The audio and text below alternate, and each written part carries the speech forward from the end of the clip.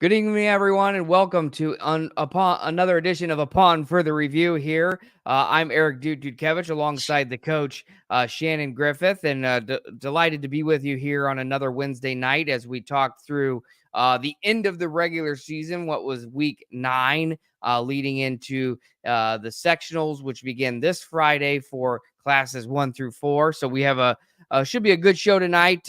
Joining us later on in the show will be Tony Decker, the quarterback for Huntington North. Big season for them. We'll get his thoughts on the year for the Vikings and as they look ahead to their sectional play. And we'll break down the area sectionals for teams in our area and look ahead and talk about that. And of course, talk about last Friday night. First of all, Coach joining us tonight. Another Friday night in the books. We were out at Luers on Friday night for our Midwest Box Breaks game of the week, and kind of an interesting game to close out the regular season. A fun one out at Luers that saw Homestead prevail. Yeah, we were talking. I think we talked prior to the game or even in the pregame about teams needing to play a clean game, get into the mindset of what they're going to move forward, offensively and defensively, especially for Luers, because they don't get a bye.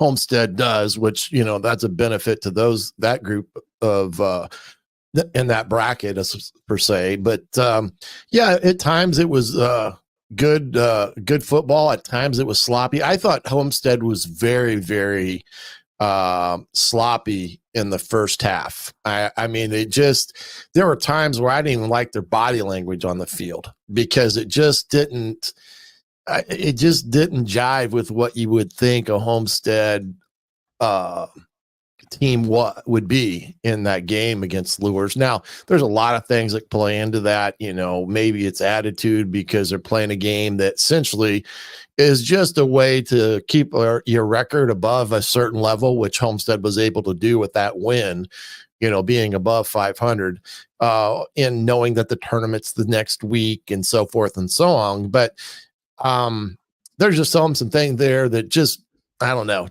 I didn't think it was great football at the time. Now, the Stewart kid, the kid that's going to Purdue, he's a football player.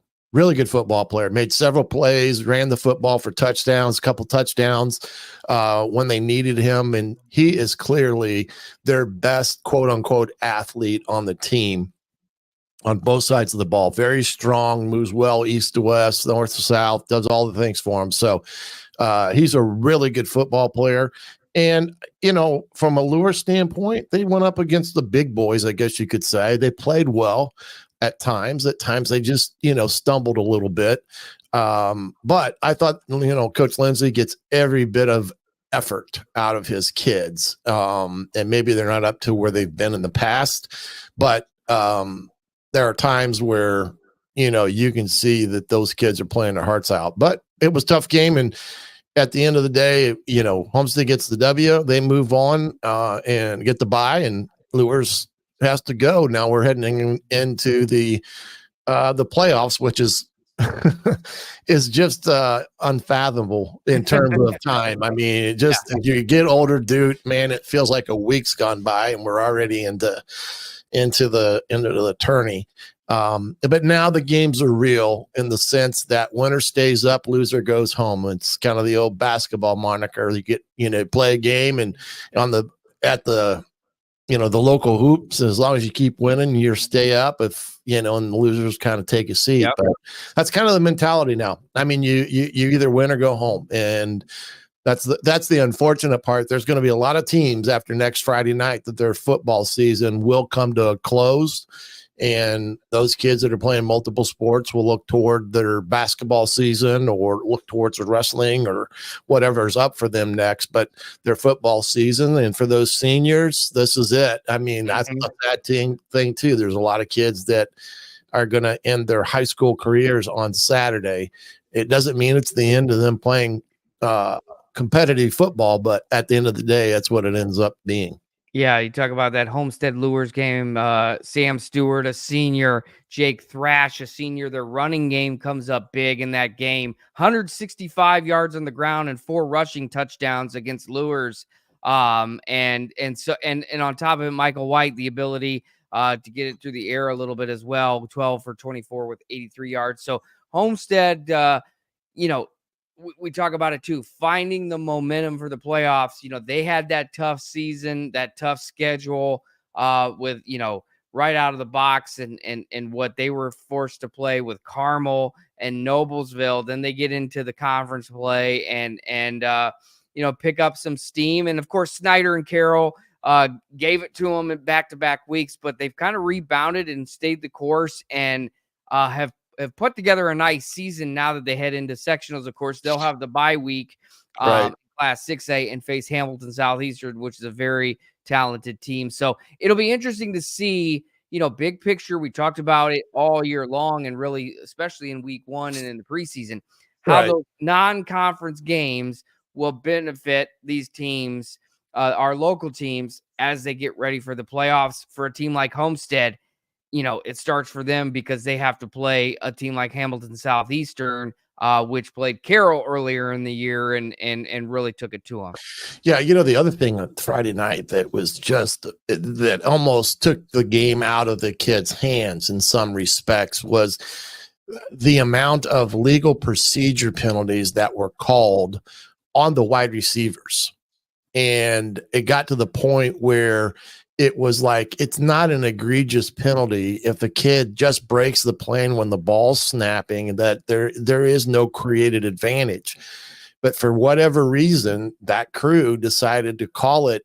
It had to be at least 8 times. It felt like more, or, in the game. And we even commented on the broadcast that it was just so an unusual thing to see, that many penalties called that were based upon the wide receivers essentially moving too quickly, essentially.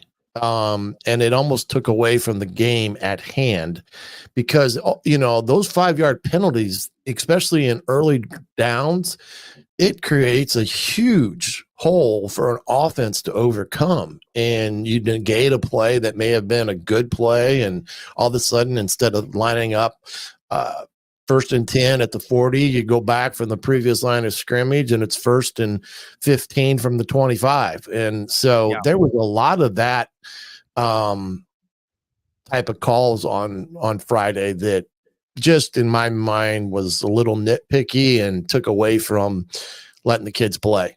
Yeah, absolutely. Like we said, Homestead gets the 25-14 win to wrap up their regular season. They finished 5-4 overall, 3-2. They're in the A division. Luers, meanwhile, they finish with their season. They finish, if I could pull it up, 5-4 also, and 3-1 in the conference play. 4-3. I'm sorry. Pulling up different things there for a minute, but so now both teams look ahead to the playoffs with Homestead, like we said, Hamilton Southeastern after the week, and then Luers has Norwell on Friday. So their quest to repeat the state championship. So we'll talk about it, and a lot of matchups on Friday that we'll talk about, and then next week as the playoffs match. And I think, Coach, too, momentarily before we get into the thick of the show and bring in our first guest, we want to acknowledge what happened over the weekend. Sad story for local sports with a shooting that happened at a party in Fort Wayne. Multiple kids injured, athletes from our area, different schools, Northside, Snyder. We experienced the death of a Northside student athlete at that, and we certainly send our condolences to the family and friends and the entire Northside community, and really all the community, because I know there were students from Northrop there were students from Snyder, probably other schools as well, that as the information comes out, and like the innocence is lost in a night like that. You're having a party, it's a Halloween party, there's a lot of things that come out. I think just big picture, Coach, as somebody who's been around young people, and coached them and the emotions that they deal with it's very sad and very tragic. And ultimately sports and football and things like that don't, fail in comparison to what has happened this last week. And as a community, we just need to embrace our kids and make sure that they're all right. Yeah, it's a Oh God, I don't know how to put it into words. It's a sad scenario. Number one, you got kids from different schools interacting, which is what we want to see.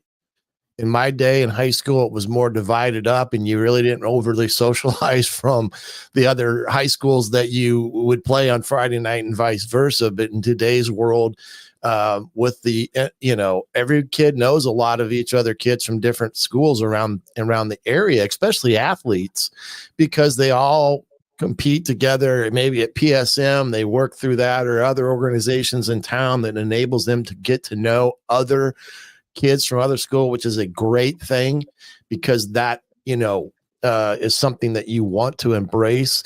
But look, guns have no value in a situation like that. And to settle something that was probably over something very, very, I'm going to say stupid, and someone loses their life because of it, it's impacted someone's family forever. Whoever is found to have done this or use kill this individual, it's impacted their family for the rest of their lives. And like you said, the innocence is lost, because these are kids that are 17, 16 years old, and one bad decision on a Friday, Saturday night, whenever that was, has now impacted these kids for the rest of their lives. Even the ones that maybe were injured, because there was multiple people that I'm assuming was shot. And There people just there that saw everything as well. It rips my heart out, and it rips my heart out from a coach's standpoint, because I know Coach Johnson and what he's tried to lay in the foundation there at Northside, and the coaches that coach there at Northside, because I know all of them as well.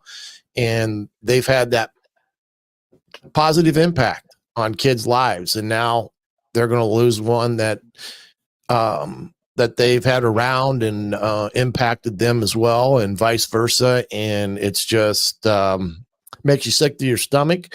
But like you said, we just hope those individuals that did this are caught and get their day in court, or whatever you want to say, and let the information come out, and not make assumptions about certain items in this involvement, and let the courts and the police take from here and get the answers that it's all needed, and everybody can move on and forward. But for those families that are impacted, my heart breaks for them.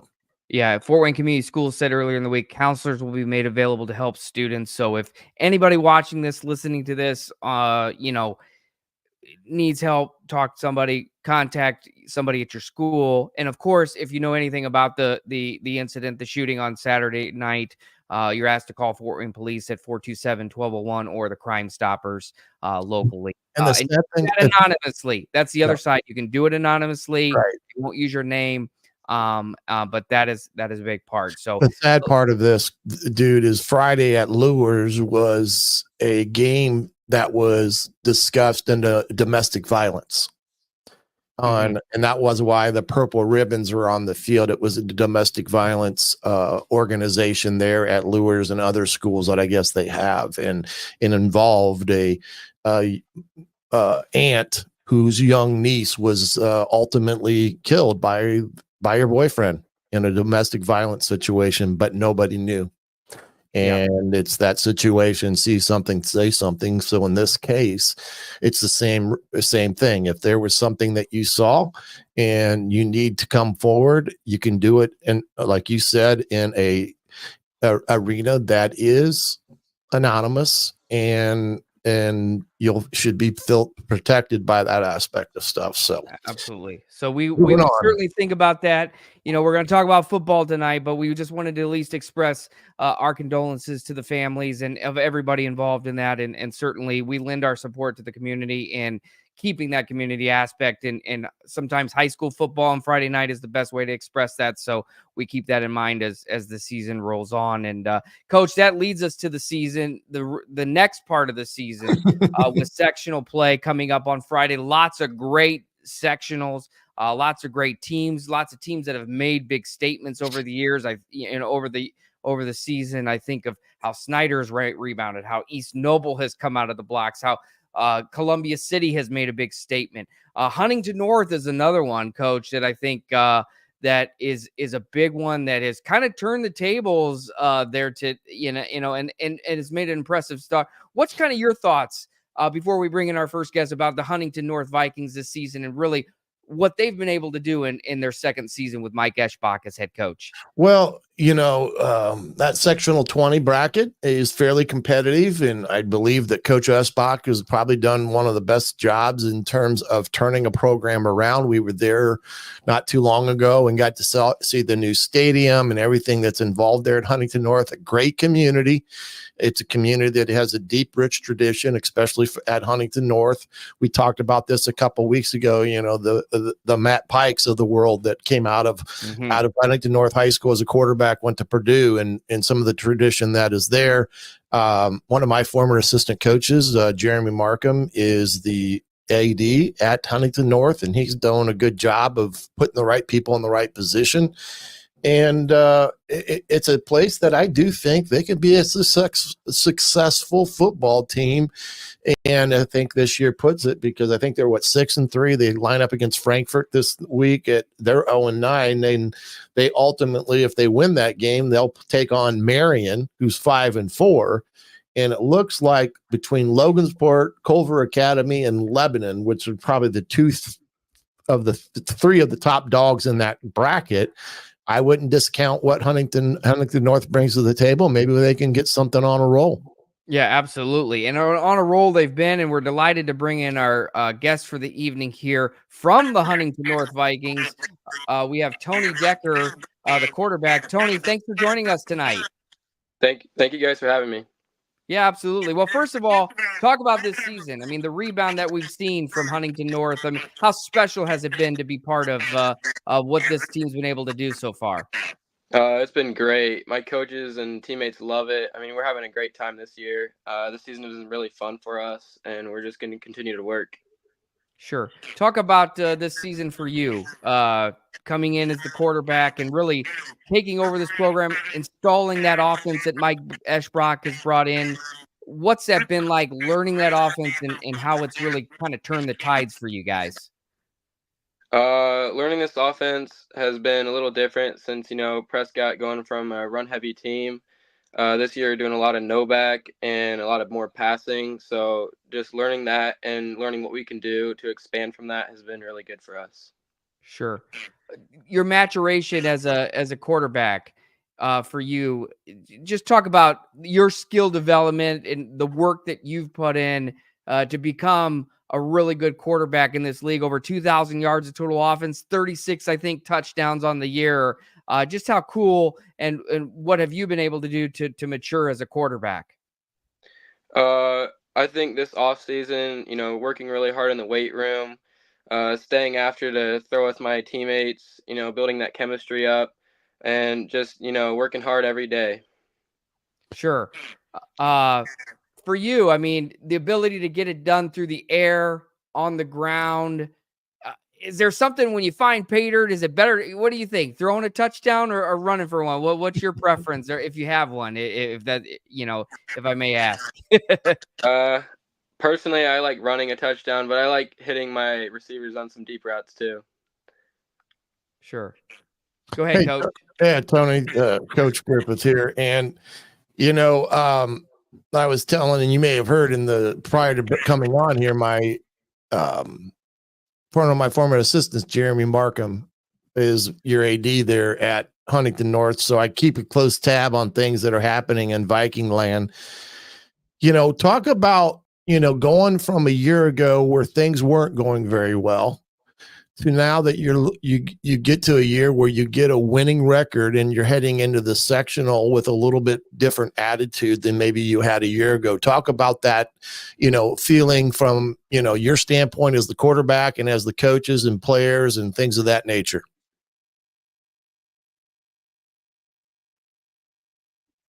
I think last year, just, being first year with our new coach, people were trying to learn how to win since we haven't had a winning season in a long time. But this year, you know, we've really stepped it up. Our culture's been better. We've been having better practices. Our off season was a lot better, and now we're learning how to win. And not only we're learning how to win the right way, we're learning how to put teams away, a couple shutouts. Yeah, just trying to build up momentum for this sectional. Hopefully, we get a good run here. Yeah, when you look at your schedule here that we have up, you guys started out strong and getting out to a fast start, you know, winning at Eastbrook, which is never easy, and what they have as an offense can cause teams a lot of problems. So that was a big win.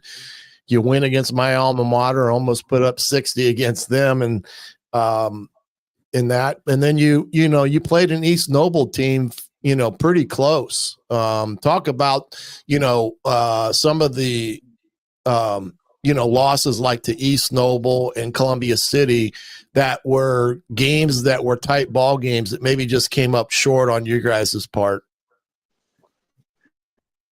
Yeah, in those games, you know, we started out strong. We just made a lot of mistakes that we couldn't clean up, and it cost us the game. But, you know, I feel like if we were to play those teams again, we would be more prepared and try to clean up some of those mistakes.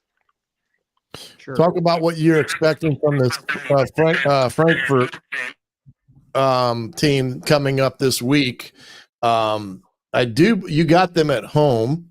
Yeah, you got them at home. But what do you know of Frankfurt? We don't know a whole lot. You know, we know that they haven't won a game this year, but we're probably gonna this week watch some film about them. But I think as a whole, we're trying to look towards Marion already, so we'll see. Yeah. Well, certainly, you know, don't look too far ahead, but also too for you guys, the defensive side of the ball too, averaging 19.4 points per game. And we've talked a lot about the offense, but the defense has come to play too. Just talk about the growth of that unit and what you've been able to see. And I know you know, just the different guys that have come along and how that's benefited you guys throughout the season. Yeah, I think our defense is definitely one of our strong points. We have a lot of guys that have been 2 or 3 year starters for the defense. Jason Toy, Sully Stahl, myself, Tatum Brooks. We have a lot of seniors on our defensive group, and I feel like with that leadership just brings a lot of energy and helps our other guys get riled up. Sure. Also a track runner real quick before you go. The what is it? The sectional champion in the 4x4 with those guys. I mean, we got a lot of great athletes. Talk about that. I mean, the opportunity, the other sports at Huntington North, how you guys have been able to help that, and you can call yourself a sectional champion in track, and just that speed element. How has that benefited you as a quarterback? I think my speed does help me because if the pocket collapses, I'm able to escape and run for a couple yards, maybe get a first down. And a lot of our other guys are pretty fast too. You know, I can flip it out to them real quick and they can run for 5 or 6 yards, get a first down. So I think that really helps us. Sure. What's next for you after high school? Do you think you'll continue to play? What does that landscape look like for you? See, you know, whatever God has in the state for me. You know, I'm looking to play college football at the next level, but we'll see. All right. Well, that sounds good. Senior for the Huntington North Vikings. Well, Tony, I thank you so much for joining us tonight. Good luck the rest of the way. It's been impressive to see Huntington North all season long and what this program has become. You guys are sitting at 6-3, which I think is the best. I mean, in a long, long time for you guys. I think 2009, the last time you put up numbers like this. So. And the statistically awesome as well. So we wish you the best of luck the rest of the way. You guys are in that sectional 20 with Muncie Central, Logansport, Culver, Lebanon, Marion, and Frankfurt, your opponent on Friday. So teams that we're not familiar with in this area. So by all means, go out there and win the sectional because out of that group, you're the ones that we'll be rooting for. Thank you so much. Thank you guys for having me. Absolutely. Thanks for joining us tonight. That was Tony Decker, the quarterback for Huntington North, joining us on Upon Further Review. And, well, Coach, a good interview there. You know, just an entire team that has come along that has been able to find a rhythm And, at the end of the day, we talked about it when, they lost to East Noble, they lost to Columbia City, they lost to Leo. When you finish 4th in the 8 behind those 3 teams, not too shabby at 6-3. Yeah, I mean, again, we talked about the, Mike Eschbach kind of going there. And I think there was a reason behind him wanting to get back into the swing of things outside of the city. And Huntington North had all the foundations there from a traditional standpoint. And, now he's got him in a position where they have an opportunity this week going against Frankfurt, being that they're 6-3. And the potential to go and play a Marion team that I also think they have some really good opportunities against in that regard for that sectional 20, I believe it was. But they'll have to give their best shot. Can't look past them because you got to play the game as is. And then coming out of that, they're going to go into a championship game because the Logansport, Culver Academy, and Lebanon, out of those 2 teams, it's unfortunate, like we've talked like before, because you see a Culver Military at 8-1 playing a Lebanon team that's 7-2, and coming out of that game, they're going to have an opportunity to play a team that's still going to be pretty good, but they're not necessarily having to beat themselves across the head for 3 straight weeks to get to that, sectional final. And they do have a path to get to that sectional final in sectional 20. So I think the sky's the limit when it comes to the sectional 20 and from their standpoint of, being in that sectional championship game. Yeah, absolutely. Like we said, Frankfurt up first for Huntington North, winless on the year. You look at their stats, just averaging 10 points a game, giving up 50 on defense. Do you think that bodes well for that high-flying Huntington North offense? So it's, the hot dogs from Frankfurt. That's right. That's their mascot. It's been a as you can see, those numbers there on the screen for those watching on the video podcast. It's not been the best of year, but they're in their conference, in the Sagamore Conference, and they're again it's a tough conference too. Teams, yes, you see Crawfordsville, Lebanon, Western Boone, Danville leading the way at 8-1 team. So some really stiff competition, and that will be interesting to see how that pans out, because they're, again, just like Huntington North and some of the other SAC schools, that and even a Homestead that plays those big boys out of Indy, the opportunity to branch out and play some opponents, it should be interesting to see. And that's the way the ping pong balls flew. And so that's an interesting sectional, because it's literally a hodgepodge of teams from all across that central part of the state, if you will. Muncie Central, Logansport, and those can be some long trips too, just at the level. What's interesting in that, dude, I think I'm correct in stating this, that I think Huntington North used to be a part of that conference at one point in time long ago that involved Muncie Central, Logansport, and Marion. I think those schools were all a part of one conference prior to the realignments that took place. But Huntington North is, no stranger to those bus trips at the end. Yeah, they were. Huntington North was part of the before the NE8 was formed in 2015. They were part of the North Central Conference, and from 04 to 14, and then from the bulk of it from 1974 to 2003, they were part of what was called the Olympic Conference. Yeah, Olympic Conference. And I think that was so. Yeah, with some of the conference realignments, and I know some of the consolidation over the years in the Muncie area. They're a little bit different, and it always feels like it's always like that Huntington North or Jay County that is always kind of like the odd man out in the sectionals, in the sense that they don't, like, you have that sectional where it's like East Noble and Leo, New Haven, DeKalb, and then it's like Huntington North is in this. It's just this odd sectional of teams, but I think that's what makes it fun too. And I know the Huntington North folks are happy because They get a home game, and then I think Marion would host next week, which Marion's not too terribly far from Huntington. So I think the first 2 weeks from a travel standpoint is pretty good because Logansport and Lebanon down by Indy. I mean, it gets crazy. Culver up by South Bend. That's a long haul as well. So and Culver that's crazy about it. I mean, I bet the Culver's trip to Lebanon. I mean, I'd have to look it up real quick, but I mean, Culver's up by South Bend. And then Lebanon is down. It's near northwest. Kind of. I mean, so that's probably good. I don't know what, an hour and a half bus ride down there. So at least.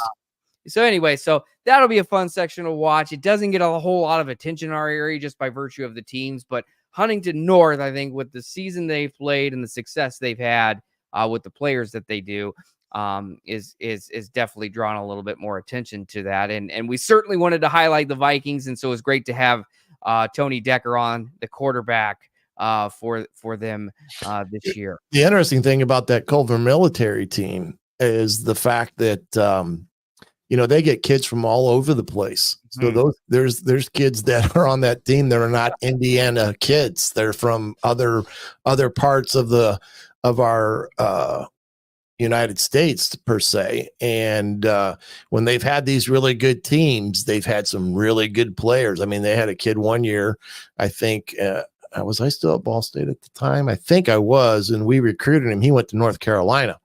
And so it's not uncommon to see that Culver military have these really good years. And usually when they do, they've got some really good ball players. Yeah. And one player I think of from Culver, Deontay Craig from Fort Wayne, who now plays, or maybe he's done. He's played on, maybe he's a senior this year for the Iowa Hawkeyes. And so he was a defensive lineman, 6'3", 266. I know went through middle school in Fort Wayne, then had the opportunity to go on to Culver and turn that into a scholarship to the University of Iowa. So, they have that benefit of being able to pull in some guys. And I know for a while there it got dicey with whether or not that school would still be open. But, that's what makes it fun is they're still around and they've got some talent that great school. It's a great tradition school. They're going to try. So that's a real interesting sectional because for us, it doesn't really feel like there's a favorite just because we don't know a whole lot about the teams because there's not really that commonality of there. But anyway, but yeah, that does it for 4A Sectional 20 involving Huntington North. Coach, I think it's time to probably look at some of these other sectionals as we go through. Well, let's talk a little bit before we jump into make the announcement that we're going to be at the Garrett Lakeland sectional game this Friday night. We're excited to get up to see the Railroaders and Coach Depew. And then, of course, getting to see Ryan O'Shea, who's a young coach, and the Lakeland Lakers. And Holbrook, the quarterback, who's a phenomenal quarterback. So we'll be up there for week one. And it's going to be a fun night up in the Railroaders' backyard. And we'll have our pregame show there as well and run down all the sectional games, but thought maybe we'd throw that out there to let people know we're going to be there and love for you to come by our pregame and say hello if you got a chance. Yeah, right. The Midwest Box Breaks game of the week, Lakeland at Garrett in sectional 1. And we'll break down sectional 26 here in a little bit, including that game. But Coach, let's go ahead and start at the top, I would say, from a sectional 4 standpoint. And I think realistically, let me pull them up so we get the numbers here. So we're not, we'll go ahead and start with that sectional 19. That the one this is probably one of the, and it has been as always, is probably one of the tougher sectionals within our area. Yeah, I'll pull this up so we can all see it together. Sectional 19 starting off this Friday, right at the top. Southside goes to East Noble, and then we'll rattle through the games and talk some of these. Leo goes to DeKalb. Columbia City travels to Bishop Dwenger, and New Haven heads out to Wayne High School. So really intriguing matchups, I think, really across the board. Like, obviously, I think the way the ping pong balls flew with Southside being in this sectional, that team is the one that 2-7 pairing them with East Noble probably is the most, logical matchup from a standpoint of if you were going to seed this. But Leo DeKalb, but those two teams played a week ago on Friday to close the regular season at Leo. And I see it's something like Columbia City Dwanger, and I'm like, okay, we're starting with a bang when you see these two teams play each other. And then a New Haven Wayne game where New Haven's had a struggle of a season, but they can. The way they can put up points, their defense is struggle, but their offensive, they can get Wayne on the road, and these are some fun games really to start for a bracket that's not seeded, involving teams all from our area. Yeah. When I look at the bracket as is right now, the game that pops to me is Columbia City versus Dwanger. Dwanger has a outstanding defense. I think they have as good a defense as we've seen this year. And they're a team that, Columbia City is going to have to be leery of because of what they've done defensively. And if they ever can catch some breaks on offense, they've got some talented kids on offense. It's just getting the ball to them on a consistent basis. And then the O'Keefe kids, they're fast. You got the Tippmann kid. He's a fast, quick kid. So, that one to me is the game that kind of jumps out at you as being an interesting game from the standpoint that 8-1 versus Dwanger's 4-5. Don't let the 4-5 fool you. Yeah, absolutely. Columbia City, number 3 in Class 4A at 44 points a game. Also, 5th in defense at 12 points allowed.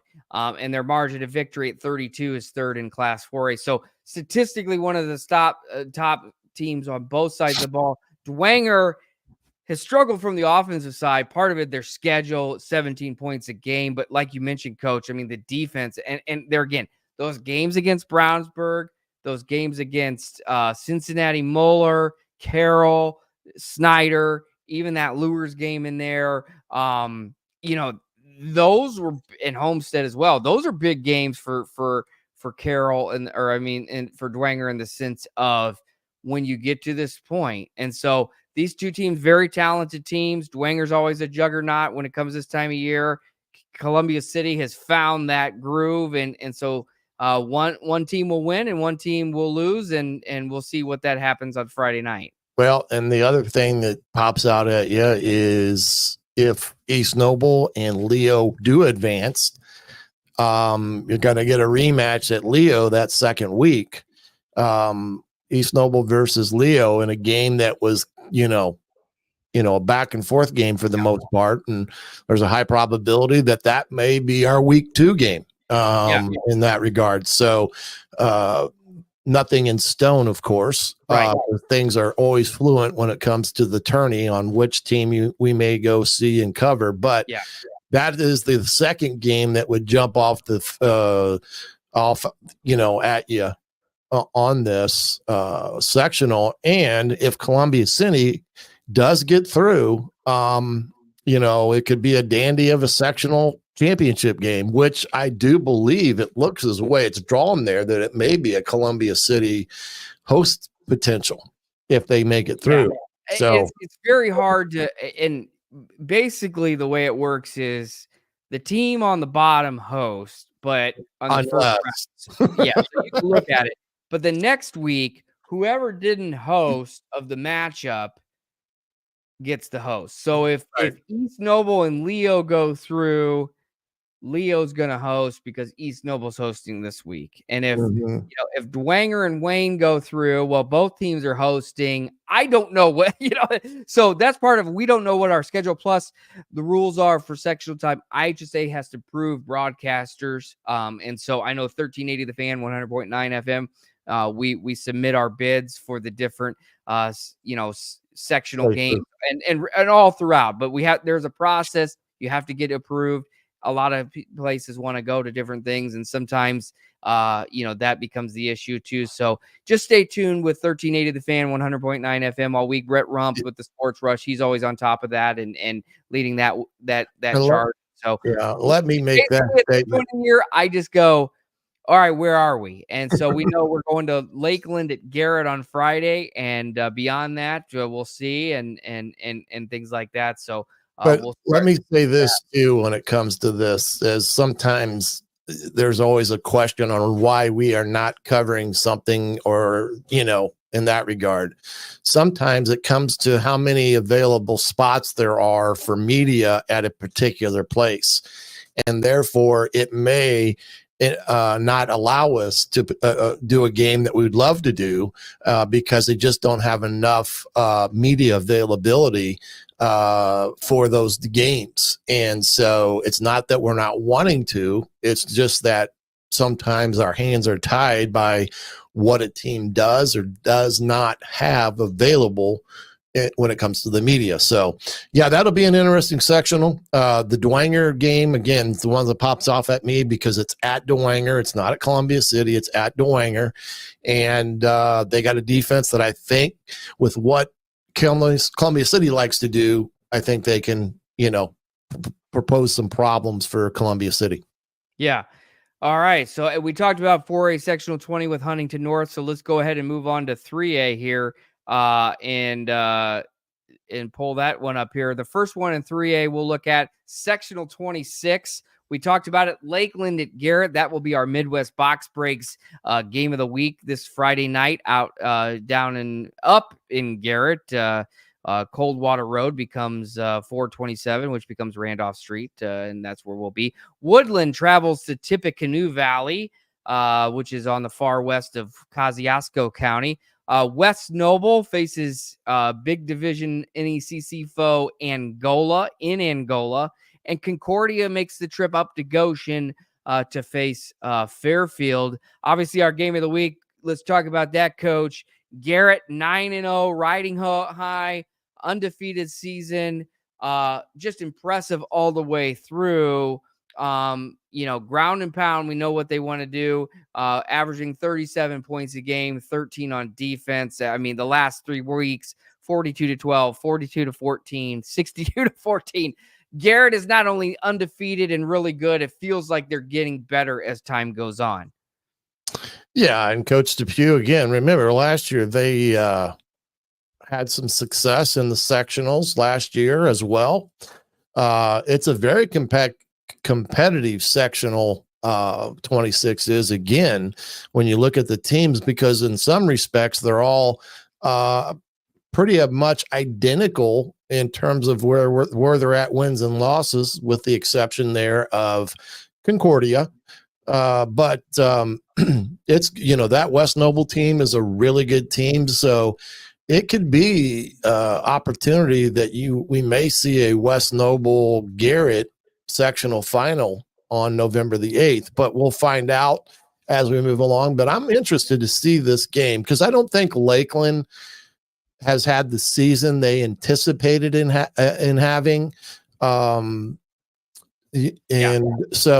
in some respects, they're a team that can be dangerous come sectional time because they get a whole new lease on life. They're back to 0-0, and everything that happened to that up to this point is kind of in the past, and now they can get a fresh start. So you never know what can happen, and they got the talented quarterback that can deliver the football. So it'll be a good game to see.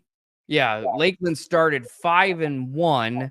That loss was at Garrett. So September 13th, this is a rematch of the September 13 week 4 matchup in Garrett, where Garrett won 41-27. But Lakeland starts 5-1. They've lost the last 3: West Noble, Fairfield, Jimtown.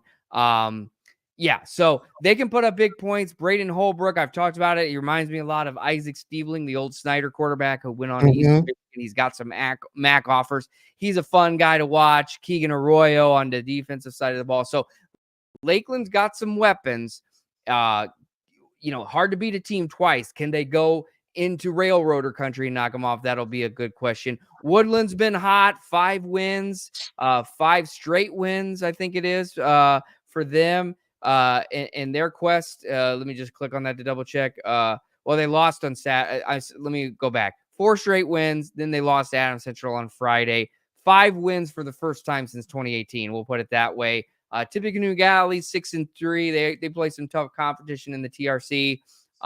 West Noble, I think West Noble, the way they've been able to run over people all season long, they got tripped up against Garrett. Garrett really held them down on defense, so we could find that matchup again. I think the sleeper team, Concordia, just the schedule they play. Manigal says every year, we're not necessarily playing to win an SAC championship. It would be nice, but we're getting ready for the sectionals, and that's what they preach there. They won a state championship in 2016. They didn't win the SAC that year. So I think for Concordia, the opportunity to come out first against Fairfield, I think that's a winnable game for them. West Noble would certainly be a challenge, but when you play teams like Snyder and Carroll, that can then help you as well. So that should be an interesting one to see in sectional 26. Moving on to sectional 27, we have nobody from that area. So hold on, let me find what's 28. 28. I did not. Yes, I meant to go 28. Those will probably be regional foes. There we go. This is another big one for our area. If we sectional 28 in class 3A, we have Norwell at Bishop Luers. We have Jay County traveling to Belmont. Heritage makes the trip to Muncie to face Delta, and Oak Hill places Mississinawa. What's two things about this one? Luers and Heritage, we were wondering when we would get that matchup. That would probably be, that would be the sectional championship if we get it. But Coach, that Mississinawa team, 9-0, I think, like 21 points all season long that they've allowed. I mean, their defense, their offense. I mean, this is a stout sectional. Luers had made the move up. Just kind of what jumps out to you on this one? Well, week 2 is probably going to be the best game of that sectional, with potentially being Heritage versus Mississinawa. But I think Mississinawa is probably the class of this sectional. They've been very close in sectional championships over the last few years. That's a team and a community that loves their football. And it's a great area to watch a game, is because it's so involved. And that's probably the cream of the crop right there. When you look at it, at the black and white of it, there's a big disparaging records all through this one, because a lot of 2-7s, some 4-5s, 5-4s, and then you got Oak Hill at 6-3. Not that I would discount Oak Hill, but Heritage does have that trip to Delta, which is not an easy trip. It's not too far from them, but it's still a trip that they have to make on a Friday night. But it'll be an interesting week 2 in that sectional, if it is Heritage versus Mississinawa, and Heritage would actually host that game. Yeah. So that could be another potential 1380 game sure, by Midwest Box Break. So that's good. Mississinawa, I did check it up just to be confirmed. They've outscored their opponents 379-36, 36 points all year long. They gave up 22 last week. Wow. So the first 1, 2, 3, 5, they started out the year 5 straight shutouts. And I know their coach a point through week 6. Yeah. And then I know coach 7-0-7-22. So, and by the way, number 2 in the state overall, West Noble, they've only given up 40 points on the year. So they're 4 point, Mississinawa is 4 points a game on defense. West Noble 4.4. They're not in the same section or same class. That might be a regional matchup perhaps down the road. But anyway, we'll cross that bridge when we come to it. But so Luers moving up. They're the defending state champion. So Bluffton, I think, is the one that, no, Bluffton's still in 2A. Never mind. So they had to reconfigure some things. So anyway, that should be a good one to look forward to. And I think that moves us on to number 2A. Yeah, sectional 35. Let me pull that up here. Some of the NECC schools. Central Noble. Oh, sorry, that's 36. Sorry, I'm typing in live here as here we go. Sectional 35. We got Churubusco, your NECC small division champions, against Manchester. Adams Central and Bluffton. We know that's the big one here. East Side and Whitco, and Prairie Heights and Central Noble in a game that two small schools. Well, Coach, is this the old de facto championship in the first round, you think, between the Flying Jets and the Tigers? Yeah, and this is be the one that we were discussing a week ago when it came to laying out a sectional that has your two top teams not playing the first week. And it's clear by this layup here is that Bluffton would probably be your second best team. And Busco, you can disregard the record in some respects because of their, like you said, they won the little school part of it. But it's hard to think that Bluffton going against Adams Central week one isn't a kind of a slap in the chops to the Bluffton Tigers in terms of you play hard to get a record that you're respected by, and next thing you know, you gotta play well week one, and it doesn't mean anything other than you move on to the next sectional playoff game. So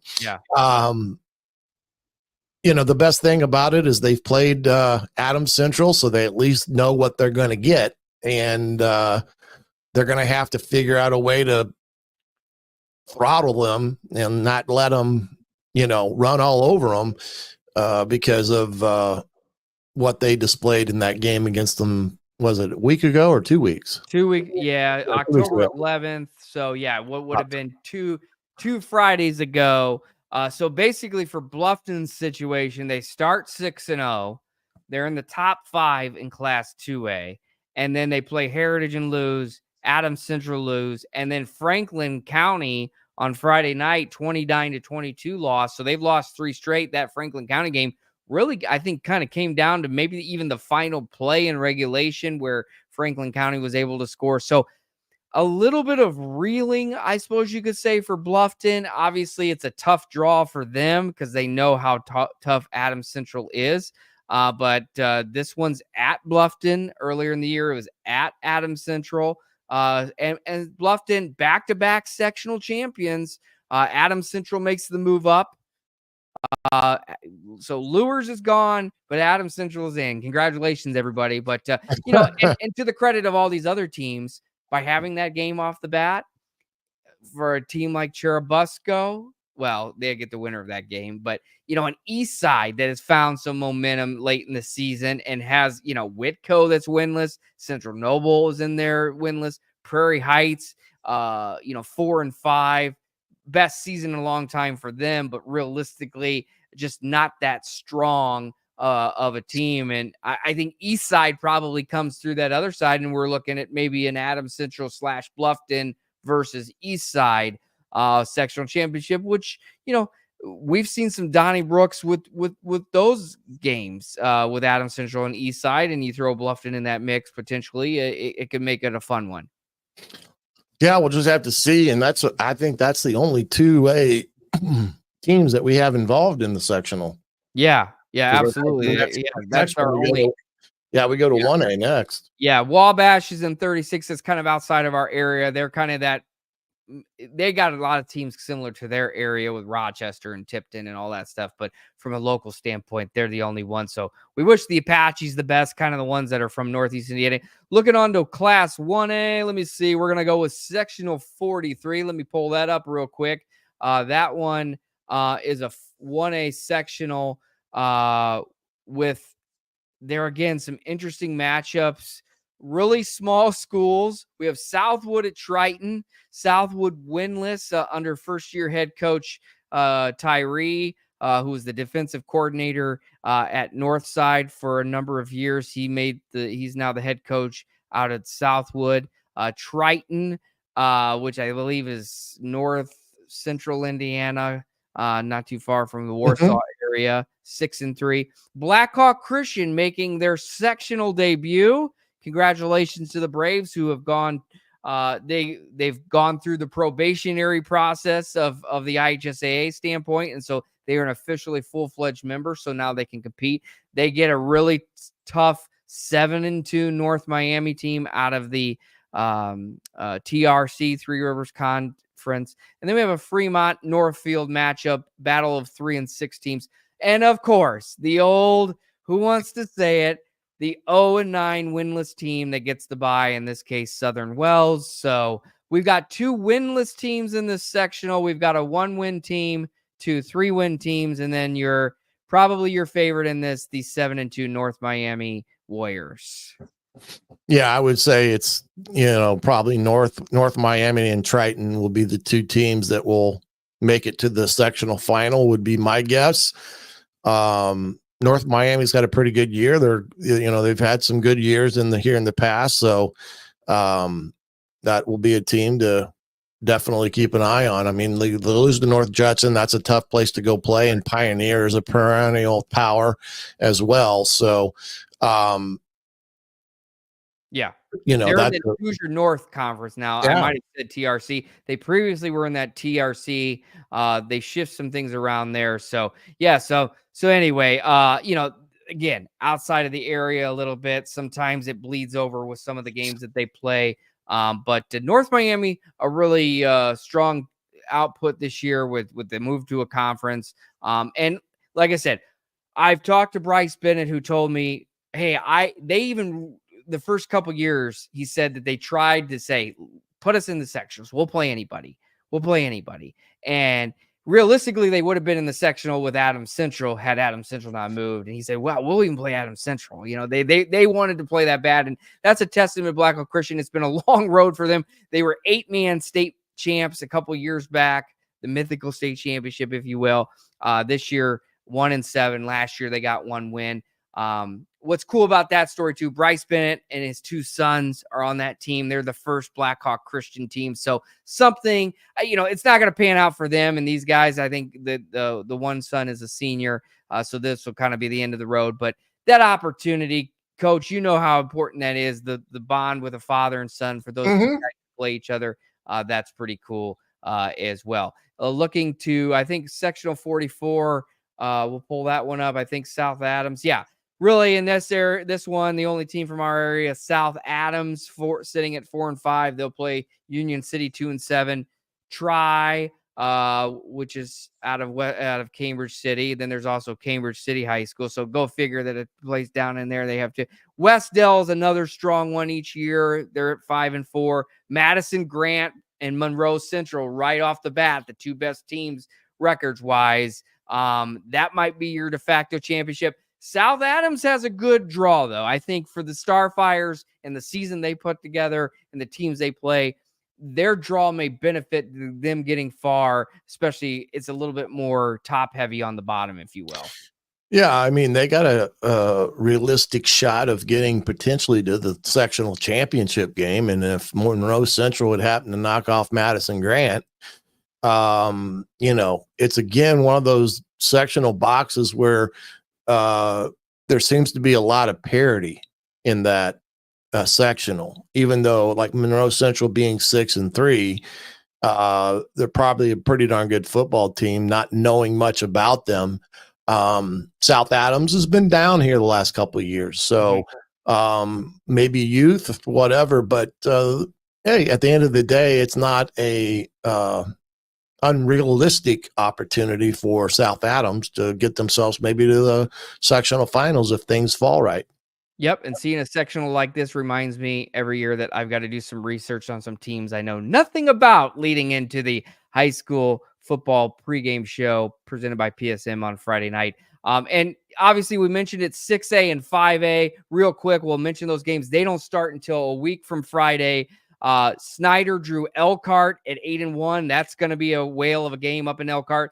Carroll and Northrop, I think that tells me Carroll will probably win that one convincingly.